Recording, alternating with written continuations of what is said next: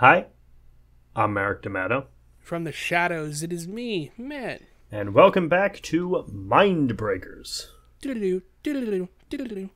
We got an interesting one for you today. 1990, The Bronx Warriors. Was it made in 1990? No, it was made in 1982.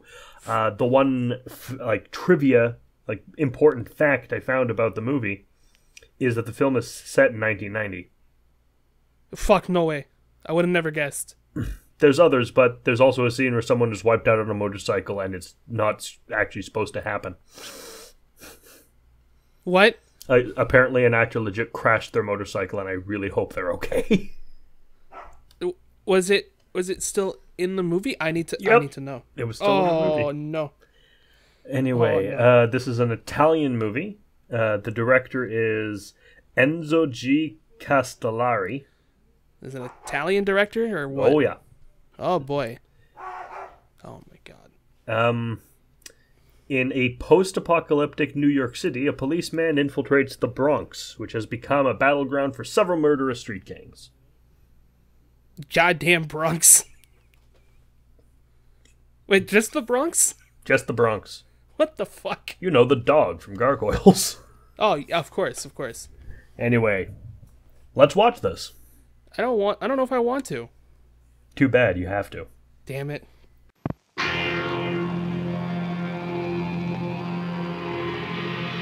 These are the weapons.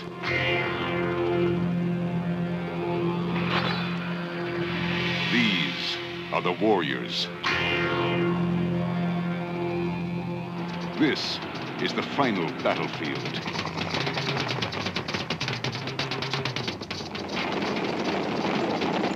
(1990), the Bronx Warriors. They trust no one. They fear nothing. They walk with death. Those who follow them will survive. Those who challenge them will die. You will see the future. You will be afraid. The first to die will be the lucky ones. 1990, the Bronx Warriors. They walk with death. Well, to quote something I've been watching recently, it stinks. Yeah, this, A few things right off the bat about this movie. One, that description's a lie. That's not the plot. yeah, what was it? Like a policeman infiltrates the evil Bronx or whatever? And murderous street gangs. Yeah, the gangs are the good guys. Yeah, It's a professional hitman, not a police officer. And this isn't post-apocalyptic. No, it's dystopian. Yeah, undoubtedly. that's it. But there's been no apocalypse. There are no mutants. Like, you can tell 2019 after the fall in New York, that's post-apocalyptic. Sure. This is not. No, this is just it's like the Bronx just up and rallied against the rest of America and became its own company, its own country. That's it. It's also there are scenes of this that are not in the Bronx. When they're supposedly in the Bronx, right? They're clearly in Brooklyn. Yeah, okay. The best gargoyle from Gargoyles. Yeah, I can get behind that. And if you want to watch this movie, take the movie, look up the movie, close it, and watch The Warriors instead, because this is just The Warriors, but stupid. I think even I can tell you that because this movie's on YouTube, right? Well, I'll get that out of the way. You can just watch it on YouTube. Yeah. I searched it up, and the first result was the Warriors trailer. It's like YouTube was trying to tell me just watch the Warriors. It's The Warriors with a little peppering of Escape from New York. Sure. Doesn't mean it's good, by the way. Well, no. Usually taking two good movies and combining them doesn't always give you No. a Doomsday. Like, Doomsday was amazing. Oh, yeah. But usually it doesn't give you that. No, not at least not in our cases over here. Like, for example, Ghosts of Mars was just Prince of Darkness, really good movie, and Assault on Precinct 13, really good movie, and combined to create not a good movie. Yeah. So we start with some businessmen talking to each other about business. It's not even a joke. Like, that's literally what they do. And so apparently someone's escaped, and they need to go catch this person because she is the key to the future, and she has the high metachlorian count, and I don't know. They don't explain it yet. It does kind of give the little Star Wars vibe, doesn't it, right away? And then she's running through the Bronx, through a tunnel that looks like it's not actually in I'd say New York, but that isn't actually in the U.S. Like, this looks like it's in Rome. I'm not saying it looks like the Colosseum, but this is like architecture you see in a movie set in Italy. Yeah, I agree with that. And she gets beset on... Well, first we get a little blurb telling us that the Bronx is its own thing now, and it's run by a gang called the Riders, but that is not true. Because it's the Tigers who run the things. Apparently. Even the movie's contradicting itself? Yeah, the movie, no one knows. Heck, they misspell the word attempting. Like, we're not in good hands with this film. Oh my lord. But she gets beset by a gang of... Well, okay, this is going to take some... They're on roller skates. With like... And with tights, white World War II German helmets, and you know that like quilted thing that Riff Raff and Magenta are wearing at the end of Rocky Horror Picture Show? Yes. They have that on, but it's sprayed white, and they're all armed with field hockey sticks. And apparently these are supposed to be intimidating. They're really not. I also will say that the movie actually proper started with like close-ups of like a hand with skull rings, a spiky elbow pad, a roller skate, someone putting on face makeup, that kind of stuff. Right. Not important. The opening's the opening. I'd say completely to the left of my memory of that. It's in the trailer. If you watch the trailer, you saw the gist of the intro. There you go. But yeah, these people try to capture the girl. The girl's name is... She had a name? Yeah, I couldn't remember, so I'm looking it up. Like, I don't think anyone really calls her by her name in the movie. It was so memorable. Anne. Her name was Anne. And it's so memorable, it's not in the... You have to go to full cast to see it. Even though she's the main character of the movie, it's not listed. Freaking Hammer, Hot Dog, and Hammer and Hot Dog get billing before her. No, she's there. She's there. It's still so weird, though. But yeah, Hammer and Hot Dog get... This character called Hot Dog. Oh, Lord. Okay. I was gonna say, I thought it was the code word, but no, I guess that's his name. All right. She's getting attacked by these roller boys, who are, we learn later, called the zombies. Still pissed off about that, but whatever. But they're not even remote. Never mind. And then this movie's making no sense.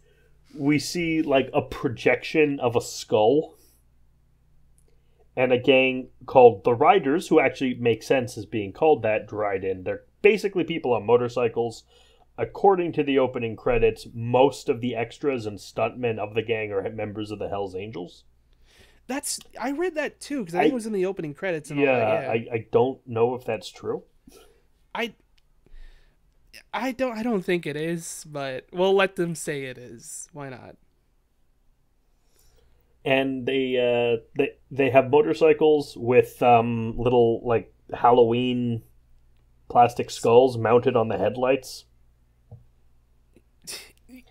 Yeah, and they're just not threatening, to be honest. And they're all armed with like little sticks with spikes on the end. Oh yeah, have we mentioned the weapons suck in this? Yeah, we haven't yet, but all the weapons suck. Yeah, all the weapons are just... And the thing with the weapons is every gang, each member uses the exact same weapon. Except for two characters in one gang. Like all the zombies have field hockey sticks, all the riders have these little spike things, all the scavengers have caveman clubs. All the or like maybe sometimes plywood. One just has a 2x4. All the That's it. The shocks have like dance canes. It's not interesting. Right, it's not interesting. I forgot about the fucking dancers again. Like, they don't have unique weapons. No one is smart enough to have a blade. No one has a gun. It's just they have different blunt instruments. Yeah, well, none of the main gangs have like a gun. There is someone with a gun, and he's probably the most sensible person for bringing a gun. Like you see on the cover, big muscle guy Trash is firing off a machine gun. No. You see on the Italian cover, he has like a flail. No. I would have preferred a flail. I don't think any of these people would be smart enough to use a flail without accidentally braining themselves. You're right. So the gang comes in, they scare off the zombies. Rescue the girl. There's Trash, who's the main one. He's the guy from the cover without the shirt. Yeah. Real smart riding a motorcycle without a shirt. That's not going to backfire on you at all. Yeah, definitely not going to sustain any damage there. There's someone in a Nazi or Civil War Confederate jacket called Ice who looks disturbingly like either Stephen King or Robin Williams. Yeah. There's someone with a mustache called Blade, and I can't remember anyone else's name. I don't think anyone else really matters, to be honest. And a lot of with the extras, you see an uncomfortable amount of swastikas. Like, an unhealthy amount. Like, I know it's a biker thing, but do you have to show them in the movie? That's what I'm saying, right? Like, yeah, I mean, okay, if it's true that the Hells Angels play the extras, I get not wanting to tell them to take it off because they will kill you. Yeah. But don't film it, right? Yeah, just say you're getting getting shot, but just kind of pan it to the left or the right or something, So they rescue her, and next time we see her, she's a gang member. Yeah, she kind of just fits in pretty well with these guys. Apparently she and Trash hooked up, which immediately becomes really, really uncomfortable. As soon as you find out that on her 18th birthday, meaning she's not 18, it's like, oh no. Yeah, they're having this really nice, well, I'll say nice, it's a scene, this scene on the beach. You're like, oh, okay, they're trying to do some character development or whatever, and like, yeah, when I turns 18, I'm like, you hear the record scratch, you're like, hang on a minute. From that scene on, I was terrified that she'd have a scene that happens in 80s films like this. I was terrified there'd be a nudity scene with this character. I'm sure the actress wasn't that age. Right. But still, I don't like the implications. Yeah, just say 20 or something, or higher. I don't care. Oh wait! Fuck! I remember. Someone's been impaled on the pier. Hey, we're not gonna talk about the fucking 3-minute drum solo. It just happens. Tell us about. Oh yeah, that guy who's just that happens. Rocking out. That happens after the pier. Oh, I thought it was before. There's this guy just drumming at the pier when they find one of their guys just impaled on a bit of dock. Yeah, he's just going at it. He's just having fun. Then some guys in suits ride in on the sides of cars. What the fuck was this movie? I don't know. Because I remember reaching this point and I was like, damn, how far are we into this? And it was 10 minutes, and it didn't feel like 10 minutes. Can we go watch The Warriors? Nah, honey, we have The Warriors at home. The Warriors at home. Oh my god, it's such a fucking bizarre movie. Oh, Christ. I don't even remember what happens after the whole men in suits come in. Well, apparently this is the gang called the Tigers. Some guy with Kiss makeup in a full business suit comes out. They talk for a while, and they avoid having a war. Yeah, all the gangs are kind of on edge with each other. Yeah. A little bit. As you would expect in a whole gang type of movie. We find out that Anne will be the president of the Manhattan Corporation. Which is like an arms dealer or some shit? I don't know, and that's what... And she ran away, so...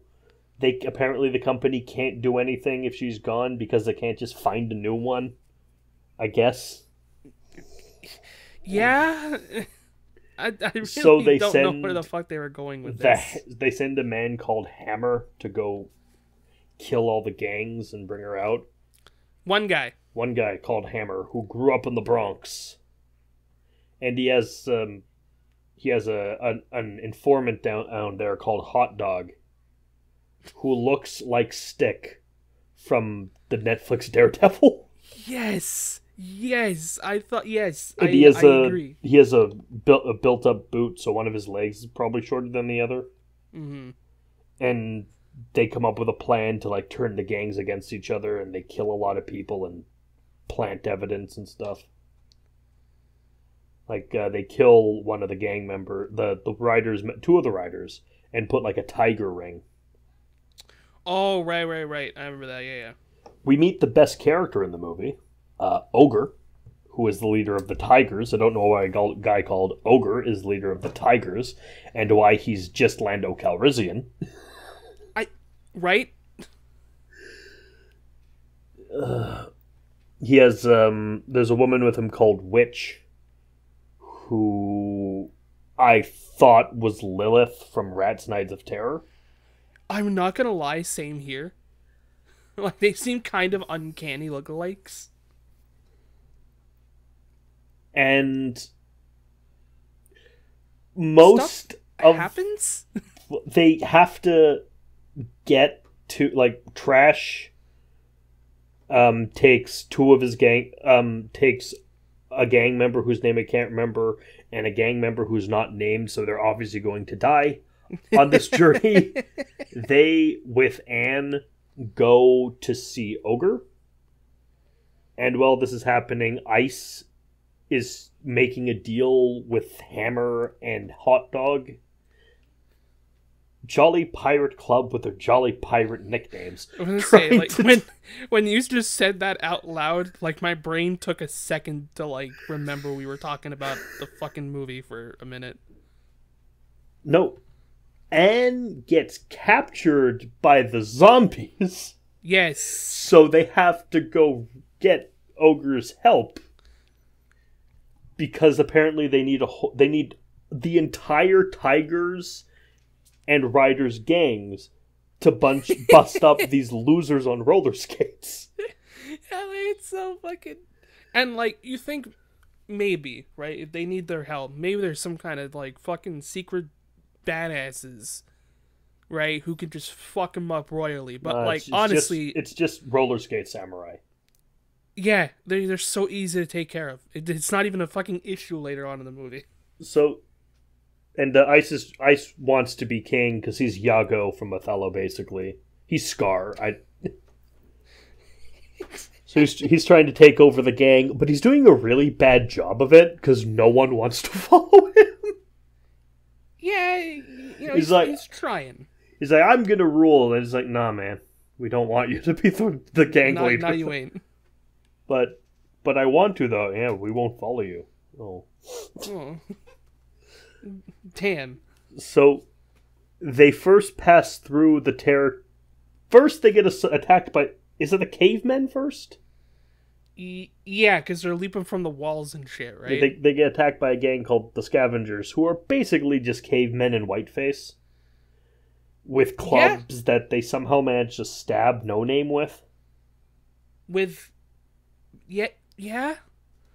He just kind of, like, because they like, huddle up on him, from what I remember, and they, like, bring him back without the other two noticing. And when he comes back, he's just got two pieces of wood in him, and he's dead. these guys are such a threat, but I don't know how.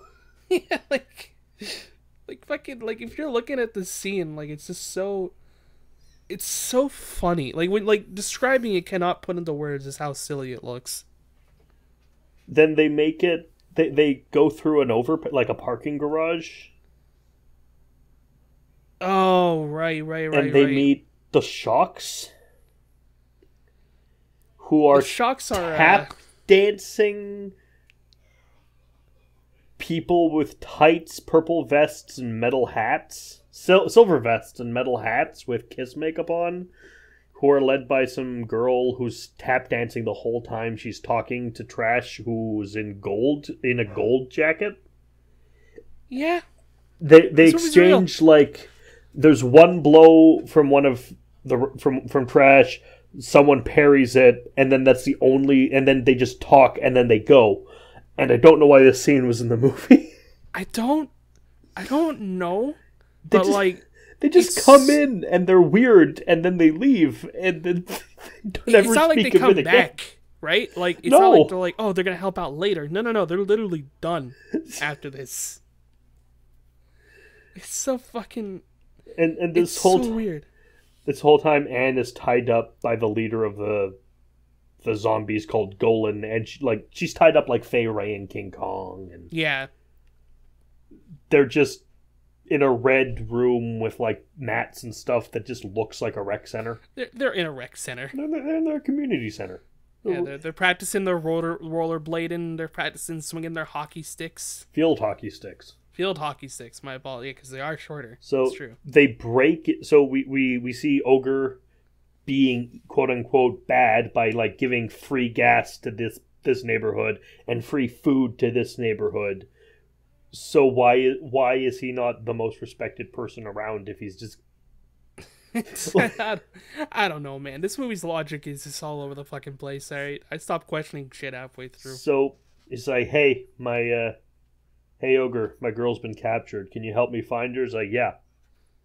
So this gang that they needed 2 entire gangs to take down, 3 people.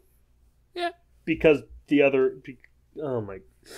And I gotta say, like, this whole scene, right? Like, normally when you're asking like a head honcho of a gang that's like taken pretty seriously within like the groups of these, you need like bargaining, you need like some sort of like give and take situation. And this guy just looks at me and goes, so you're telling me you want me to risk my life to head into the enemy territory just because your girl got kidnapped? Yes. Yeah. All right. Well, I do want to be king, so sure, let's do it. And I'm like, what? Wait, isn't he already the king? He just wants to be the king of everyone.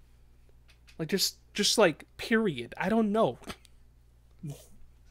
I don't get it. I liked him because he reminded me of King Ezekiel from The Walking Dead. Oh, a little bit, yeah, I can see that. But he even has a sword cane. Sword canes are cool. And he doesn't have a tiger, but his gang's called the Tigers. He's King Ezekiel. It's like almost perfect. So they break into the zombies' secret rec center. And he and Not Golan, that hard, by the way. he and Golan have a fight, which is supposed to be exciting. While Trash is rescuing Anne, they have a fight that's supposed to be exciting, a one-on-one duel. But there's no music at all. There's no music, and all the extras who are the other members of the gang who are watching just look so bored. It's like this is like the 8th take and they just want to go to lunch. But they have to stay here. Like, the fight was fun when they first saw the choreography. It's like, oh yeah, it's really cool. And now they've seen the same moves 8 times. They just want to leave. Yeah, look, I could say, like, from firsthand experience, being part of a crowd on a movie set where you have to see the same shit over and over again sucks. I had to do that. Right, when I was on a movie set and I had to watch fucking tennis for 3 hours, it was terrible. I can barely watch tennis for 5 minutes. Yeah, well, imagine trying to be a fucking extra in a crowd that's supposed to be excited. Hey. Watching tennis. But yeah, like, we still did our job. Like, we still, like, you know, we still tried to, like, hype up the scene, right? But I can completely understand that people in this situation, when you're like 9 people and you're just watching this shit over and over again, I'd get bored too. Like, and even it's like, but we're making a movie. Like, look, is anyone gonna watch the movie? That's the question. No. No. So they beat the zombies. Witch has some like Bognock blade ring claws and rips out a few throats. They save Anne. They bring her back to the tiger base. Oh yeah, Trash fights Ice. Yeah. Because yeah, traitor, he wins. But yeah, he just wins. Like it's not even like a long fight. Ice has a Luger, but he doesn't actually get a shot off. Was it blanks? Yeah, because they didn't trust him. Yeah. Because like Hot Dog gave him a gun to like try to defuse the whole situation or whatever. Yep.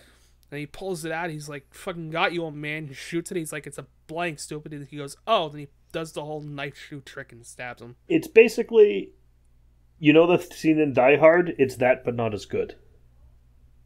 The basically. Oh, no bullets. You think I'm fucking stupid, Hans? It's that. I miss Die Hard. Die Hard's a better movie than this, which just it's like I just said the sky was blue. Die Hard's a really good movie. This is not. So they're all they rescue Anne, right? Yeah, they rescue Anne. They're partying. Ogre's playing the piano. Big ass cake. And he's like, "Hey, you know what? Hey, Tresh, she's going to be the president of the Manhattan Corporation. That means you're going to be on the board of directors somehow." Sure. He has this speech way earlier in the movie about how when you live in Manhattan, you walk with death. And it's deep and poetic, but it's damaged by one thing. When you live in the Bronx, you walk with death. It's damaged by one thing. You see, the voice actor who they had dub over his lines because he can't speak, the actor could barely speak English, just has this like really thick Bronx accent, and it's like what you're saying is being negated by your voice, dude. It's like, imagine Joey Wheeler trying to tell like this a big inspiring speech. You're not going to take it seriously.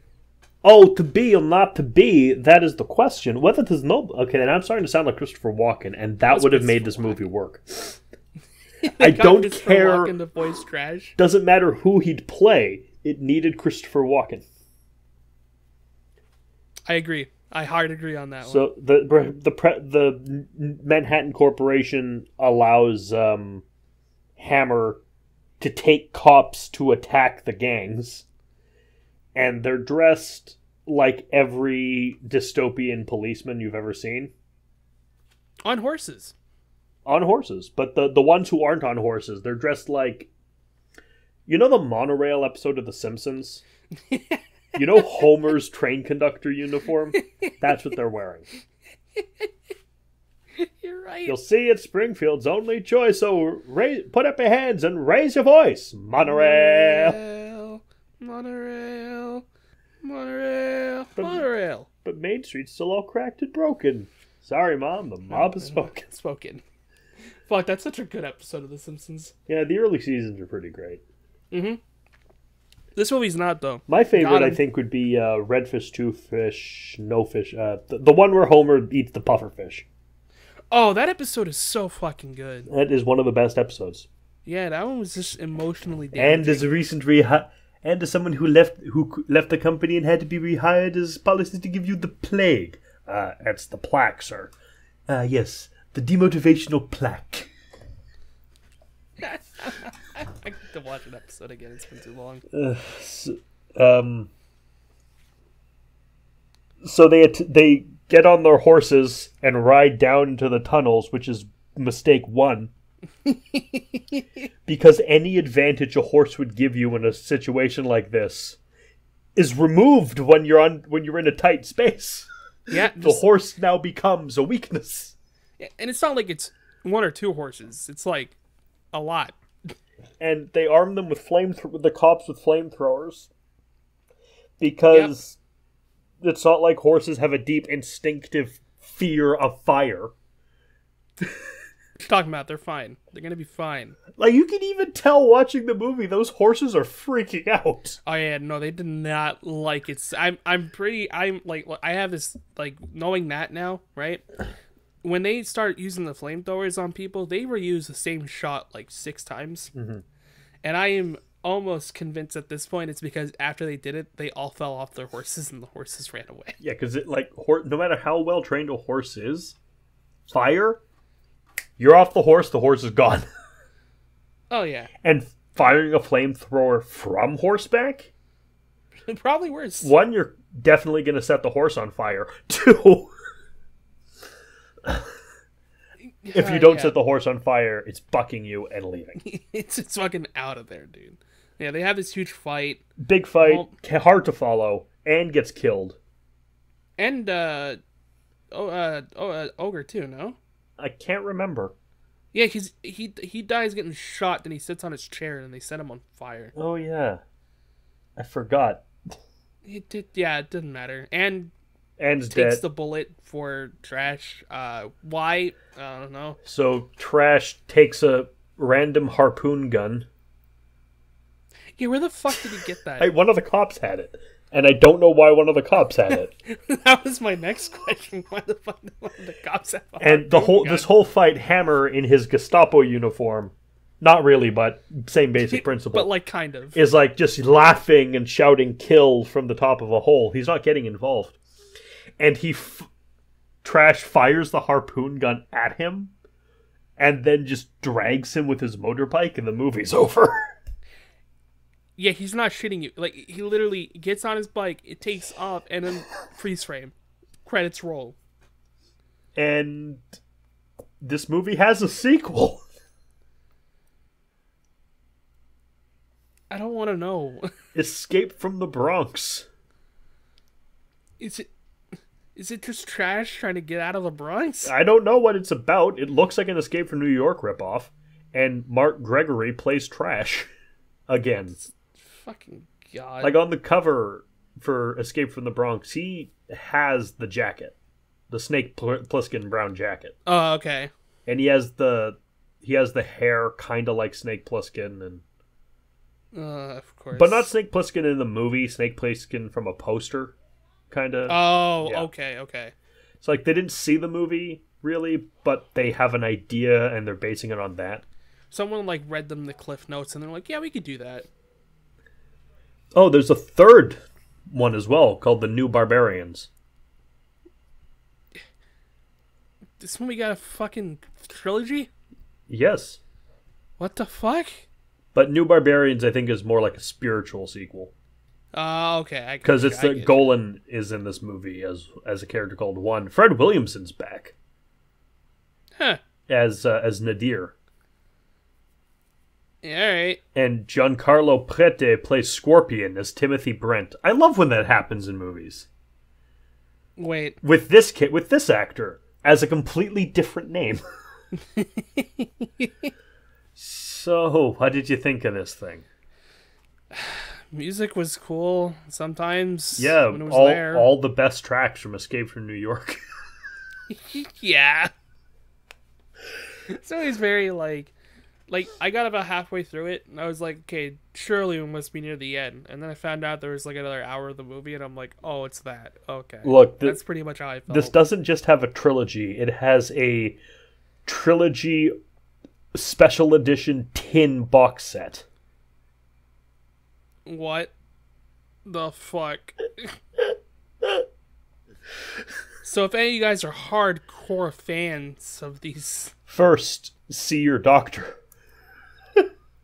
Seek help. Please seek help. You shouldn't like you can be entertained by this, I guess, but you can't. If you're going around saying that my favorite movie is the 1990s Bronx Warriors, watch other films. Yeah, see any other movie. Literally any of them. Heck, even others we've reviewed. Yeah. Go watch Dog Soldiers. Much better. Yeah, that was a really good film. Really good action. Watch fucking werewolf. Watch Bud the Chud.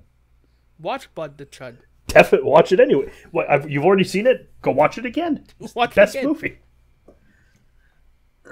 At least listen to the song. Yeah. So, what do you give this thing? Oh, I don't know. I got one body dragged away from a fucking motorcycle that they didn't have the balls enough to keep the shot continuous. Fucking pissed off about that. Why did it freeze frame? I don't know. They could have just had the shot going under the credits. Yeah, that's what I'm saying. Like, why the fuck did we have to, like, stop it? It would have been sort of a good credit scene. Whatever. I'm done with this fucking movie. I'm going to give it the two things that immediately followed the movie on the version I watched on YouTube. Trailers for both Flesh of the Beast and Flesh Eater's Revenge of the Living Dead, which are probably both better movies than this. Like, because I watched the movie, and it still kept going. It's like, okay. And I saw these trailers, like, those look more interesting than what I just watched. Those always sucked. This movie was... It wasn't... Like, it's not bad. It wasn't the worst. Like, it's somewhere boring. between. It was meh. Yeah, it's very meh.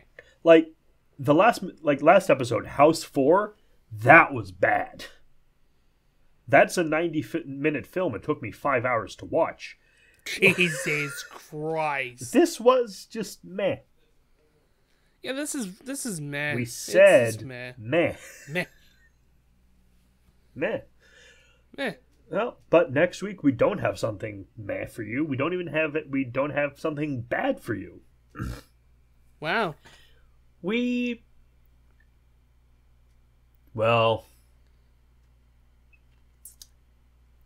have a dreamy little film. Uh-oh. A dreamy little film that...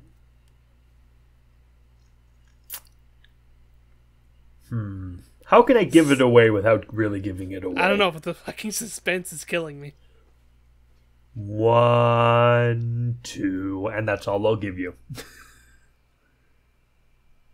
Oh, got it. Okay. See you next week. Have safe dreams. Do, do, do, do. Do, do, do, do, do, do, do, do, do, do.